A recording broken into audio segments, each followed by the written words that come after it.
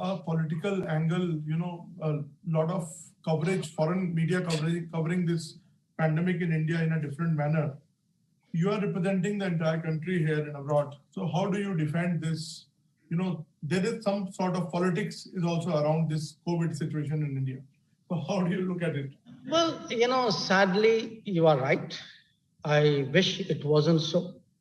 But what I can say is, look, again, when it happened in other countries, including UK, when a pandemic hits a society very hard, there are questions, there are arguments, there is a lot of second guessing. You should have seen it coming, we could have told you so, etc.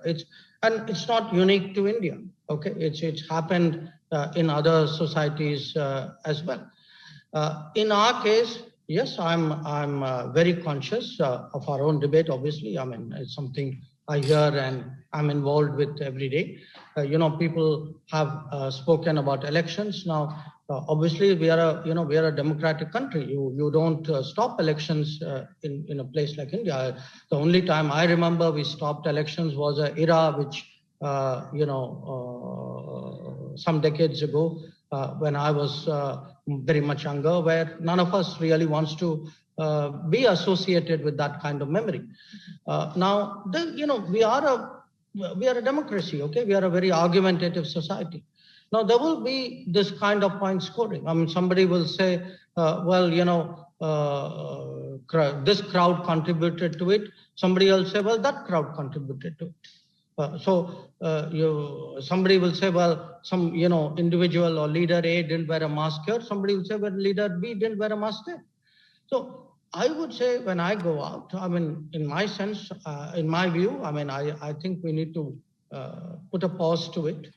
We have a serious national crisis. The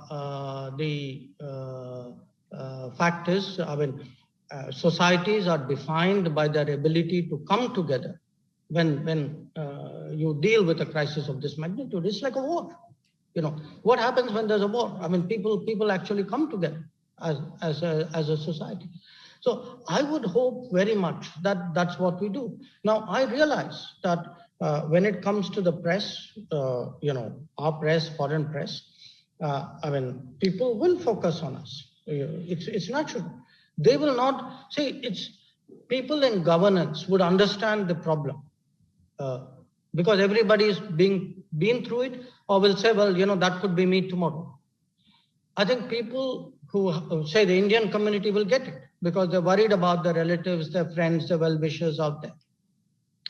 But when it comes to the media, there would be media where editorial lines are very strong, where, when I see comments, very frankly, I see a lot of analysis by people who write fiction, by people who are political commentators. Now, I'm not saying they shouldn't have a view. Everybody has a right to a view in this country.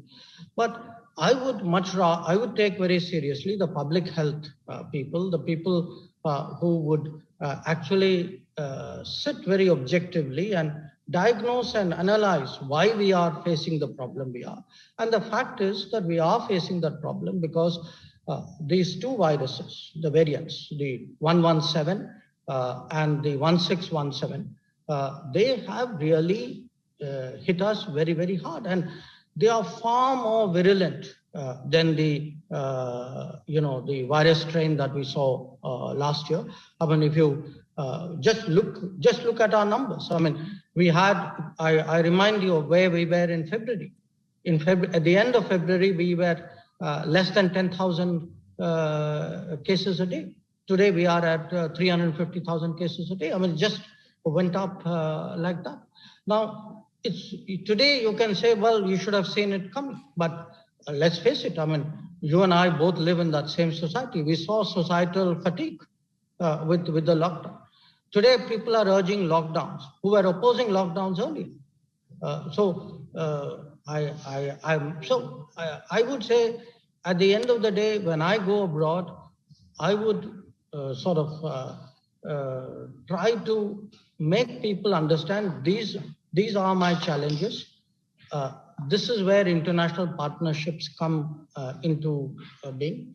Yes, yesterday, most of my meeting with Secretary Tony Blinken was actually devoted to what will be the solutions in India and the solutions abroad. And the heart of the matter will be vaccines.